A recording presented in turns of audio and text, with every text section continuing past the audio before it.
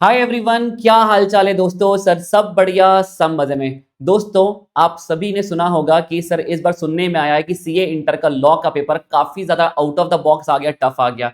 इतनी ज्यादा चर्चा हुई कि सीए फाउंडेशन लेवल के बच्चों पे उसका खौफ आ गया कि सर क्या होगा यदि हमारा पेपर भी इतना टफ आ गया। मतलब मैं आज भी उन्हीं क्वेश्चंस को एड्रेस कर रहा हूं। सर यदि ऐसा पेपर मैथ्स में आ गया तो हम कैसे करेंगे। दोस्तों, आज ये वीडियो बनाने का पर्पस ये, मैं आज के दिन ही आपको कुछ ऐसे टिप्स बताता हूं। चलिए मान लेते पेपर टफ आ गया, मान लेते paper out of the box आ गया, और ये चीजें मैं आपको एक दिन पहले आके बोलूंगा कि कल एग्जाम के इस बात का ध्यान रखना, वो तो मैं बोलूंगा ही, मेरी जिम्मेदारी है। पर आज ही मैं आपको काफी चीजें ऐसी बताता हूं, और मैं चाहता हूं कि आप अभी अपने रिवीजन में, अपने प्रैक्टिस में इन चीजों को इनकॉर्पोरेट करें। आपको ये समझ में आ जाएगा कि किसी से कितना ही टफ पेपर क्यों ना हो जाए, आप फेल नहीं हो सकते मैथ्स में, कभी फेल नहीं हो सकते। फेल वही इंसान हो सकता है यदि उसका उसी का स्कोर कम आ सकता है जिसने पढ़ाई नहीं करी। यदि आप पढ़ के जा रहे हो, गाइस ट्रस्ट में आपका पेपर खराब नहीं जाएगा। मेरी शुभम सर से बात भी हुई, सर बच्चे कह रहे हैं कि यहाँ पे ना पेपर टफ आया लॉ का, बोले अमन सर बहुत out of the box paper आया, बट फिर भी उसमें मैंने उनसे पूछा ऐसे क्या चीजें थी, क्या बच्चा पास ही नहीं हो सकता था क्या। बोले बिल्कुल पास हो सकता था, लेकिन ये चीजों को बच्चों को पहले से पता होती कि पेपर टफ आने वाला, माइंडसेट बना के जाना, तो गाइस शायद वो अच्छे से परफॉर्म कर पाते। तो मैं आपका वही माइंडसेट आज बनाना चाहता हूं। एग्जाम के एक दिन पहले नहीं, आज बना रहा हूं। आज सब जितने भी क्वेश्चंस करोगे, आप जितने भी पेपर लगाओगे, मैं चाहता हूं आप उस पे आज जो हमारी बात होगी, आप उसको अपने लर्निंग में उसको ऐड करो। गाइस इस वीडियो को 1.5 की स्पीड से सुनना, लेकिन दोस्तों पूरा इस वीडियो को देखना, और मैं चाहता हूं जितने भी की पॉइंट्स मैं दूंगा आप अपने लर्निंग में उसको आज से ऐड करें।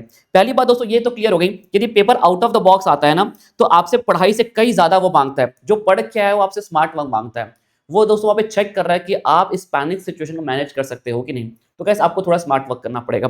Gas don't stuck at any question. यदि आज आपने हैबिट डाल ली कि कोई एक क्वेश्चन आता है, आप अटक जाते हो, तो अटके रहते हो, तो एग्जाम के एक दिन पहले जाके आपकी ना वो चीजें चेंज नहीं होने वाली। आज आप क्लास में, आप घर बैठ करके एक क्वेश्चन में 10 मिनट खर्च कर रहे हो, तो वहां जाके भी अटक जाओगे तो आप 10 मिनट खर्च कर दोगे।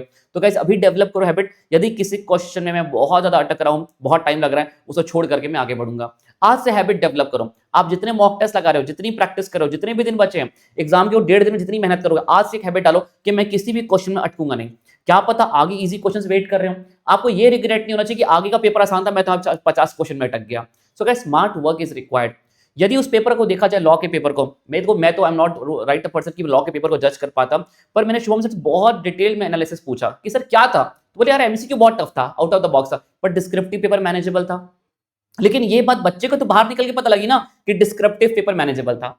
तो गाइस आज आप मेरी इन सभी बातों का ऐसा वार्निंग रखिए कि अमन सर, यस ये बात को हम दिमाग में छापते हैं कि किसी भी क्वेश्चन में बहुत ज्यादा लंबे स्टक नहीं होंगे, नहीं होंगे। Guys start doing it from now. Exam के एक दिन पहले सोचोगे ना मैं कल से ऐसा नहीं करूंगा, तो हर क्वेश्चन लगेगा अटकने की जरूरत नहीं। कुछ क्वेश्चन में ठहराव की जरूरत है। कुछ क्वेश्चन को देख के समझ में आ गया सर इसमें मुझे नहीं अटकना है, मैं आगे बढ़ रहा हूं, तुरंत आगे बढ़ो, take a immediate call. Guys smart work करना इंपॉर्टेंट है, इमीडिएट कॉल लेना इंपॉर्टेंट है। गाइस कॉल टू एक्शन होना चाहिए कि हाँ मुझे पता लग गया भैया, मुझे इसमें नहीं अटकना है, मैं आगे बढ़ गया। सर मैं स्मार्ट वर्क किया, स्टार्टिंग के 1 घंटे पूरा डिसाइड करेगा कि आपका पेपर कैसा जाता है। गाइस दूसरी बात, don't waste open and chapters पे। अभी यदि आप रिवीजन कर रहे हैं, ओपन एंड चैप्टर्स पे अपना टाइम वेस्ट मत करिए। सर जैसे कि देखो, अब सिटिंग अरेंजमेंट देखिए, बनना है तो बनेगा, नहीं बनना है तो नहीं बनेगा। अब उस पर ये क्वेश्चन वो क्वेश्चन, यदि किसी क्वेश्चन में आपको घर में बैठ के करने में 10 मिनट लग रहा है, नॉर्मली एग्जाम में 15 मिनट लग जाएगा। तो गाइस ओपन एंड चैप्टर्स पे अननेसेसरी टाइम वेस्ट मत करिए। एक देखो दोस्तों, पिछला पेपर लोग कहते हैं लॉजिकल रीजनिंग टफ आया था, टफ नहीं आया था। ये ओपन एंड चैप्टर्स आपको परेशान कर सकते हैं। हो सकता है थोड़ा रिलेशन एंड फंक्शन आ जाए। ये 3 चैप्टर्स मुझे हमेशा ही ओपन एंड लगते हैं। बनना है तो बन जाएगा, नहीं बना तो नहीं बनेगा। गाइस इस पे अपने रिवीजन पे बहुत टाइम स्पेंड मत करो, आप लिमिटेड टाइम स्पेंड करो। इससे बेटर उस पे टाइम स्पेंड करो जो श्योर शॉर्ट मेहनत करने पे नंबर ऐड करेंगे। Guys are you getting my point everybody. दोस्तों आपको मेरी हिदायत तो ये रहने वाली है कि डोंट स्टार्ट लॉजिकल रीजनिंग में open and questions chat GPT का यूज करके अवेक क्वेश्चन बनाना पॉसिबल है। मैथ्स और एलआर पे, मैथ्स और स्टैट्स पे वो वेक क्वेश्चंस को बनाना इतना पॉसिबल नहीं है। पॉइंट ये राइट टाइम पे आपको फॉर्मूला क्लिक कर जाए, राइट टाइम पे आपको ट्रिक क्लिक कर जाए, ये इंपॉर्टेंट है। So guys open and chapters play please दोस्तों, अब और टाइम वेस्ट मत करिए, आगे बढ़ जाइए। दोस्तों आउट ऑफ बॉक्स थ्योरी आ गई। आपको मैंने एक जेनरिक थ्योरी पढ़ाई दोस्तों, मैंने 1.5 घंटे बहुत डिटेल थ्योरी पढ़ाई है, यूट्यूब पे भी वो सेशन है, आप वो थ्योरी पढ़ के जाओ। इसके अलावा मत ऐड करो थ्योरी। थ्योरी के लिए स्टैटिस्टिकल डिस्क्रिप्शन ऑफ डेटा में से out of the box theory नहीं बन सकती। आपने पूरा चैप्टर अच्छे से पढ़ा है, out of the box theory नहीं बन सकती। यदि out of the box theory बनती है जेनेरिक चैप्टर से जिसका प्रैक्टिकल ज्यादा पढ़ते हो थ्योरी कम पढ़ते हो, आपको क्लिक कर गया करो, नहीं लग रहा है यार out of the box theory ज्यादा दिख रही है, मूव ऑन, इस पे ज्यादा टाइम मत दो, ज्यादा ब्रेनस्टॉर्म मत करो, आगे बढ़ जाओ, आगे क्वेश्चंस वेट कर रहे हैं। मुझे ऐसा लगता है कि ये होने के चांसेस हैं। यदि पेपर टफ आया, पेपर वेक पेपर आया, जैसे लॉ का पेपर आया, यदि वैसे ही मैथ्स में सिचुएशन बनी तो क्या बनेगी गाइस? वो आपको ऐसा एक क्वेश्चन स्टार्टिंग में प्लांट कर देगा पेपर में कि जहां पे आपको अटका देगा बहुत देर तक। हो सकता है लाइन से 3 क्वेश्चन ऐसे प्लांट करें, आपको आगे बढ़ने से रोके, आपको गाइस वो पैनिक मोड में डाल दे स्टार्टिंग में बस। लेकिन मैथ्स में आपको 70-75 नंबर का पेपर आपको बनेगा। तो गाइस पहली बात तो ये डरना बंद करो कि व्हाट इफ अमन सर वैसे ही हो गया जैसे इंटर में लॉ होगा, ऐसा कुछ नहीं होगा गाइस। बट यस, अपने रिवीजन में इसको इनकॉर्पोरेट करो, इस हैबिट को जो मैं कह रहा हूं। तो दूसरी बात, अमन सर एक बात हमेशा याद रखना दोस्तों, मैं कहता हूं कि कितना भी हो जाए मैथ्स का 75 से 80 नंबर का पेपर तो हमेशा ही ईजी आया है। मैं कहता हूं जुलाई 2021 का पेपर टफ आया था क्योंकि उस टाइम पर इंस्टीट्यूट ने वो पूछा जो बच्चे छोड़ के जाते हैं, टफ पार्ट पूछा, वो वाला पार्ट पूछा जो हर बच्चा नॉर्मली छोड़ के जाता है, उसको वेटेज ज्यादा दिया। गैस वो हो गया, लेकिन फिर भी उसमें स्टूडेंट्स पास हुए। तो गैस यदि इस बार out of the box paper आ भी गया तो गैस टेंशन मत लो, आपका हमेशा 75 से 80 नंबर का पेपर इजी आएगा, उसको लेके डरना बंद करो। गैस 20 मार्क्स पता है चेक करना चाहेगा ना, वो ये चेक करना चाहेगा भाई तू कॉन्फिडेंट होकर के आया है कि नहीं एग्जाम में, बीच में बॉम्ब की तरह क्वेश्चंस को प्लांट कर दिया। गाइस सिचुएशन, गाइस थोड़ा सा मैंने पैनिक मोड ऑन किया आपके एग्जाम ने और वो चेक कर रहा है भाई तू सिचुएशन हैंडल करना जानता है कि नहीं जानता है।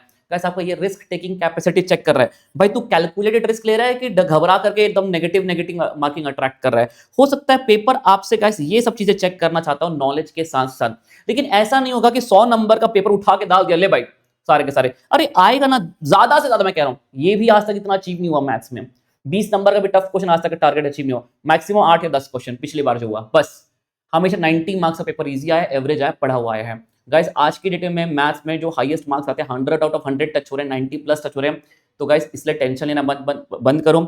जो आपका इंटर में जो लॉ में हुआ वो आपका फाउंडेशन में नहीं होगा, उस चीज को साइड रखो। लेकिन यस कुछ बातों का ध्यान रखो, यदि कल कुछ ऐसी चीजें आती हैं तो गाइस आज ही अपने रिवीजन में इसको ऐड करो। And you know guys most important thing is read questions with confidence. जब तक आप कॉन्फिडेंस के साथ क्वेश्चंस को रीड नहीं करेंगे, आप यकीन मानिए आपको बनता हुआ क्वेश्चन भी आपको टफ लगेगा। टफ क्वेश्चन टफ लगे इट मेक सेंस, बनता हुआ क्वेश्चन इजी क्वेश्चन को भी आप ढंग से नहीं पढ़ रहे हो, कॉन्फिडेंस से नहीं पढ़ रहे हो क्योंकि आप पैनिक मोड में हो और आप बोलो paper out of the box आ गया, डर के पेपर टफ आ गया।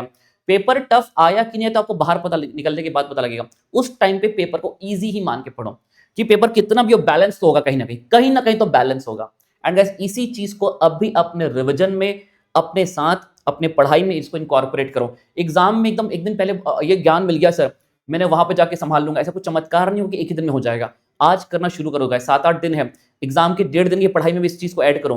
कोई भी फालतू के चैप्टर्स में ज्यादा टाइम मत दो, किसी क्वेश्चन में ज्यादा मत अटको, बहुत ज्यादा थ्योरी मत पढ़ो। जितना थ्योरी कंटेंट है 1.5 घंटे मैंने थ्योरी पढ़ा उतना काफी है, ट्रस्ट मी, बहुत थ्योरी पढ़ाई है, बस उसके बाहर मत जाओ।